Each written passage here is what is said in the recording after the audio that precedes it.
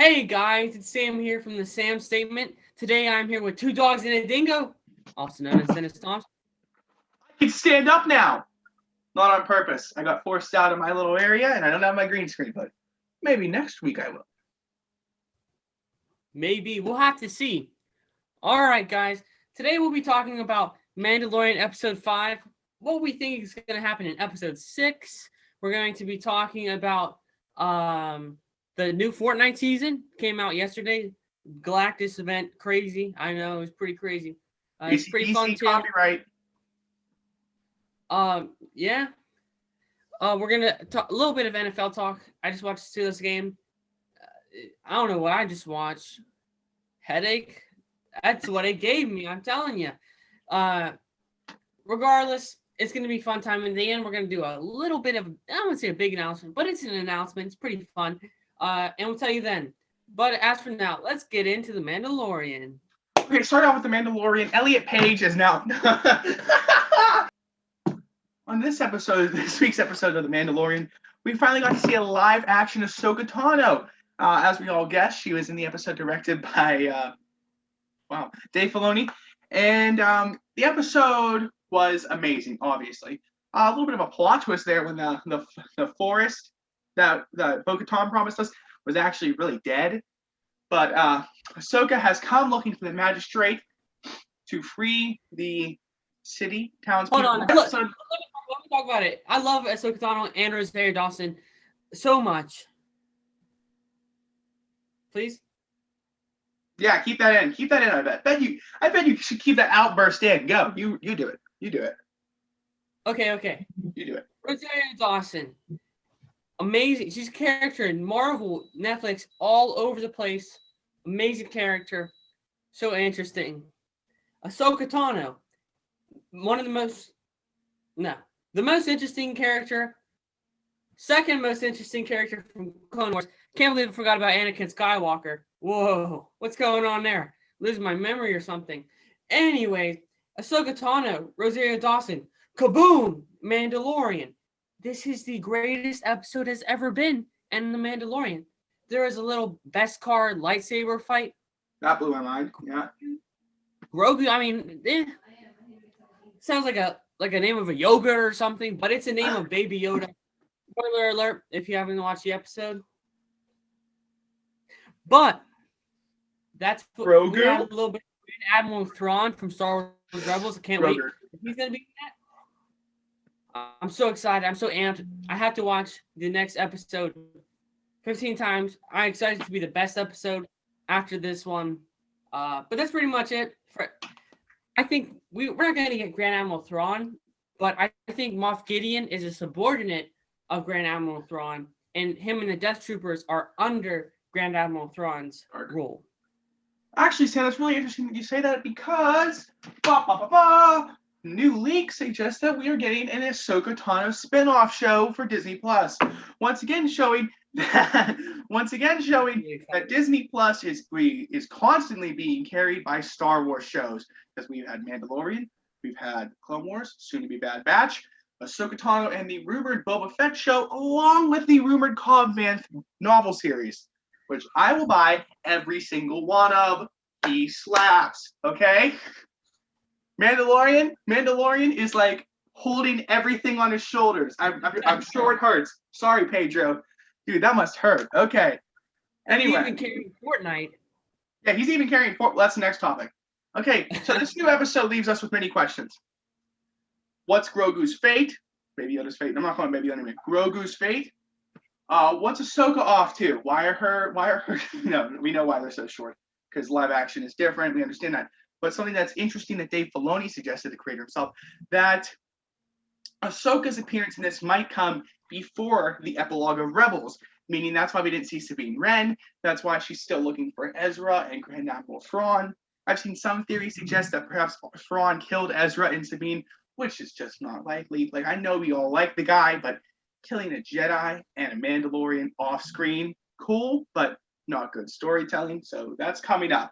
And that will most likely be explained and explored in the upcoming Ahsoka Tano series on Disney Plus. Thoughts? I'm really excited for that. I think that a Grand Admiral Thrawn series, that would just be the best thing. Yeah. Well, have I got news for you? There were 3 novels about him out right now. You're welcome, Disney. We just plugged your merch. Yeah, that's right. You pay us now. That was an ad. Okay? That's how it works, right? Okay. Next topic. Fortnite. Ew, this is not epic. What wholesome 100 Keanu Reeves. Ew, I'm a Redditor. No, I love Reddit, but seriously. Fortnite is a successful game. People say it's a dead game. Look at the numbers. It's not. And recently, the Galactus event has brought Season 4, Chapter 2 of Fortnite to a close, leaving us with Season 5, Chapter 2. What a mouthful. And unlike last season, which was entirely Marvel themed, this one seems to have the general theme of warriors from across space and time.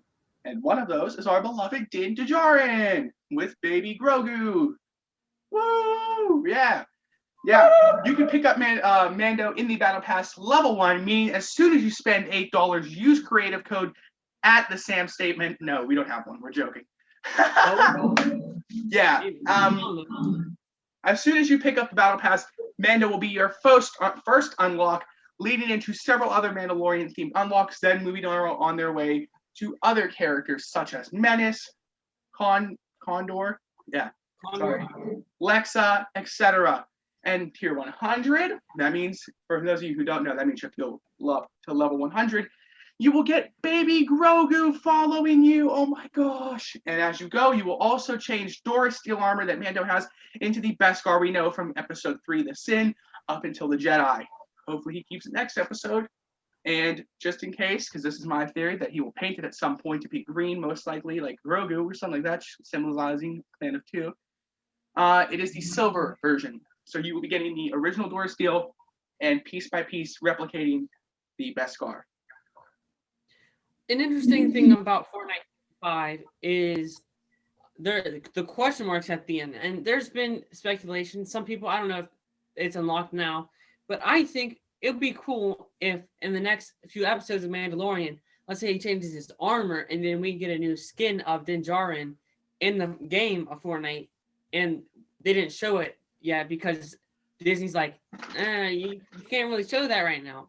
But I think it might be. Well, this is my Mandalorian bingo right here.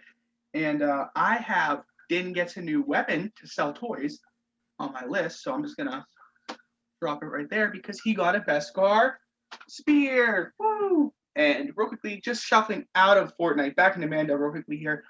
I believe that Din Djarin, this is all being cute dog. Din Djarin's spear will be set up to fight the Darksaber, obviously, against Moff Gideon, leading to an epic showdown. Now that may come. We know there is a season 3 in the works. That may come the end of this season, the end of next season, who knows. There's a rumor that they are doing the evil Morty approach to Boba Fett, meaning that he will only appear 1 episode per season until they finally kick him into overdrive in one of the other episodes or other seasons, and we finally get what's his deal. Now, we do not have a long theory time this. Okay, breaking news actually while we do this episode. New set photos have come out of Hawkeye TV show. Let's bring them up, okay?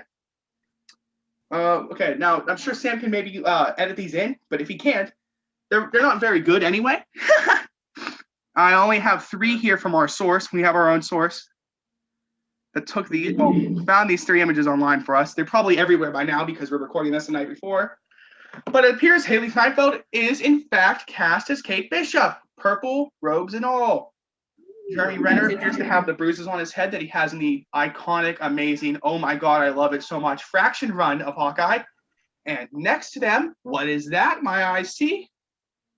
That's a dog. Lucky the pizza dog, boys. Now, I know we're not supposed to bring up our political opinions on these podcasts, but it's not political anyway. I'm just trying to get your attention. I love the character of Hawkeye in the free-for-all and Fraction runs and every run. I am so hyped for this TV show. I don't even care if it's taking traction away from my Ronin fan films. I am hyped. Okay, anyway, finally, yeah, you don't get a chance to talk this stuff. Finally, before we do our announcement, there's a small theory time that I would like to comment on.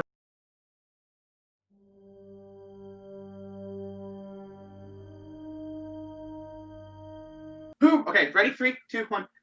Before our announcement, I would like to bring up a small, tiny, 3-minute each theory time wherein we discuss who saved baby Grogu. Sam, you may go. All right. So, who do I think saved Grogu? Now, it could be several different characters, but who would leave him in the area that Mandalorian picked him up? Or did the Mandalorian happen to find him after a Jedi or whoever has met their demise? I don't know.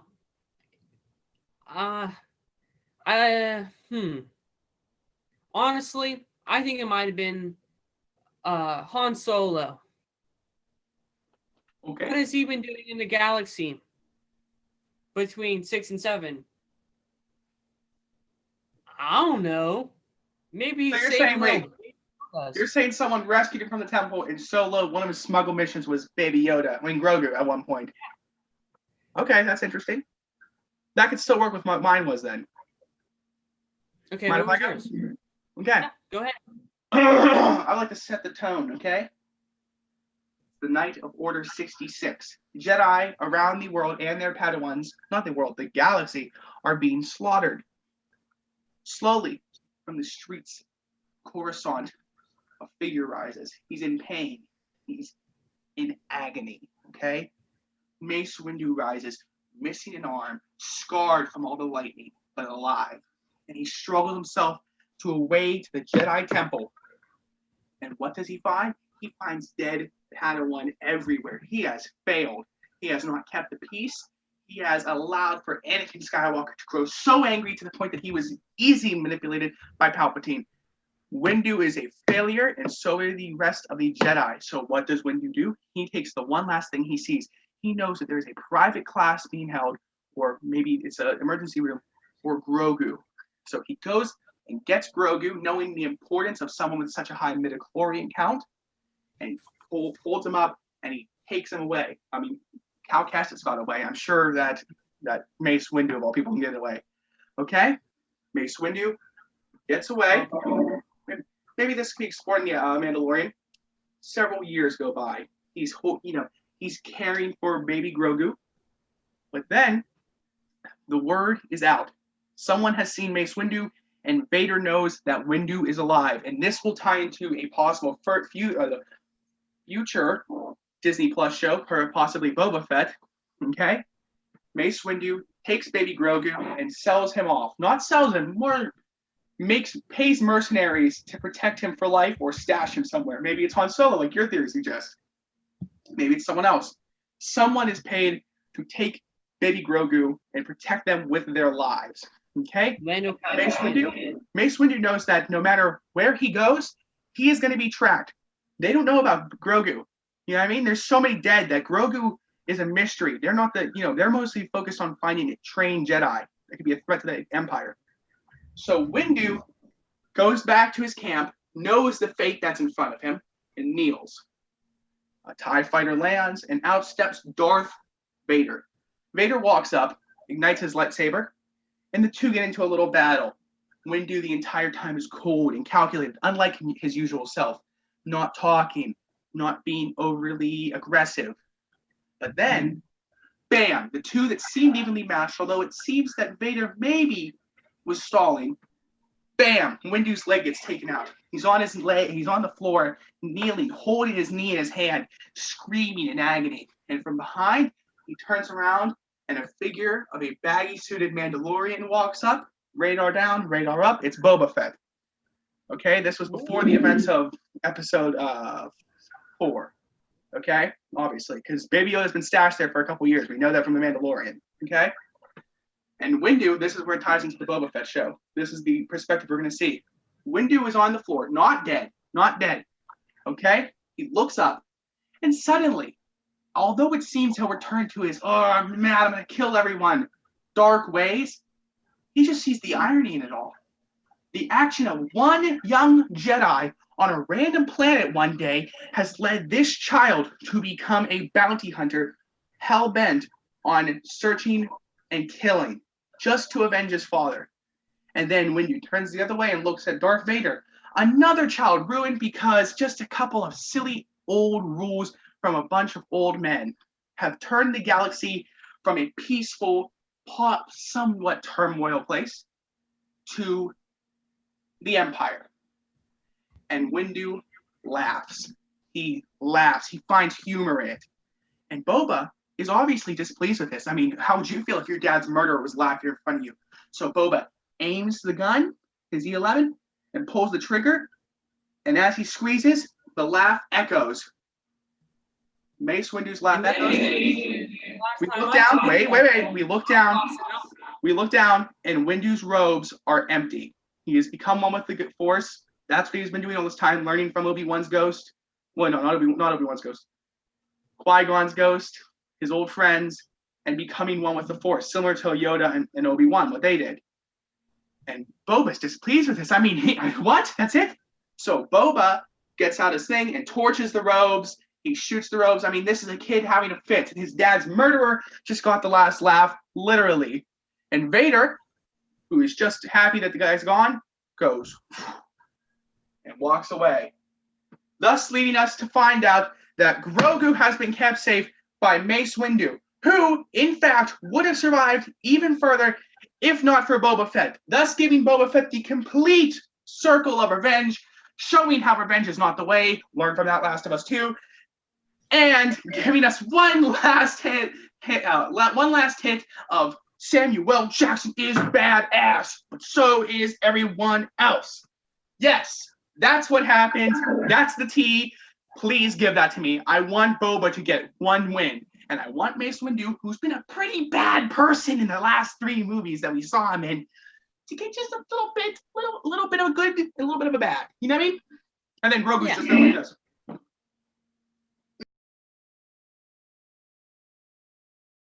Alright guys, let's talk about the NFL a little bit.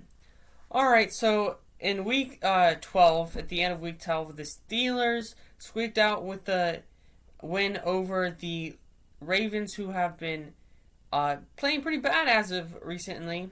Their clock management over the past few weeks hasn't been, I won't say past few weeks, I should rephrase that. The second quarter today, what was Robert Griffin III doing? What was John Harbaugh doing? They could have scored a touchdown or at least a field goal and make the game closer. They could have taken the lead in half. That would have been very crazy, and I think they probably would have won if they have done that.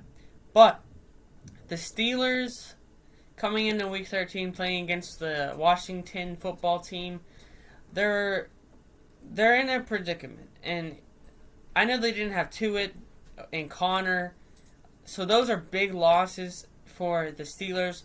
But the pass rush of the Washington football team is very good. And honestly, unless the Steelers defense plays well, I can't see them winning.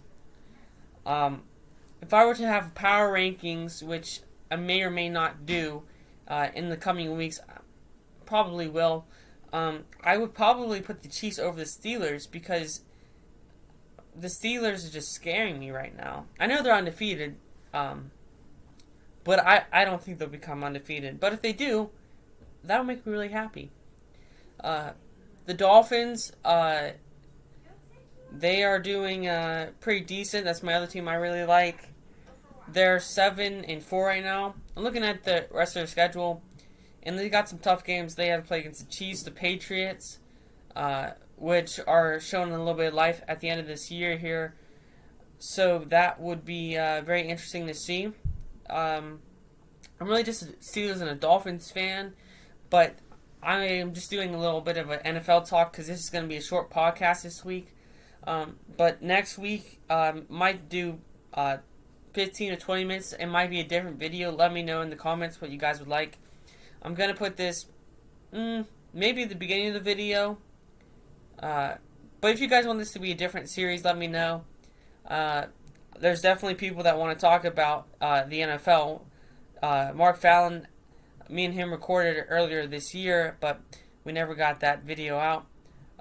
But I'll definitely, we'll see in the future what the future has in store. But as of now, I'll get you back into the regular podcast with Dennis and I. Okay. Your announcement. Okay, guys. Dennis and I are part of a filming media club at our school. I created the club. Dennis is the vice president. He's probably going to be the president next year. Just how it rolls here. And we're going to make a film. And we're thinking we're going to do behind the scenes videos for you guys.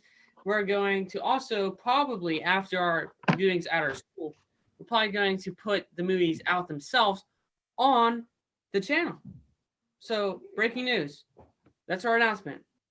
Oh my God, this is a really good opportunity for me to learn about how amateur filmmaking is done. I should totally like and subscribe to make sure I don't miss another video. Yes. Is that good? Is that what you want me to say? Yeah. Okay. We'll see you guys in the next one. Sam, play me out. All right, guys. It's Sam here from the Sam Statement. Dennis? Remember, kids. Remember. Don't kill anyone's dad. That's the entire advice. Yeah. Don't kill anyone's dad. Please don't. Or mom. Don't kill anyone. Don't kill anyone. Please. Please don't kill anyone. It's been real. See ya in the next video.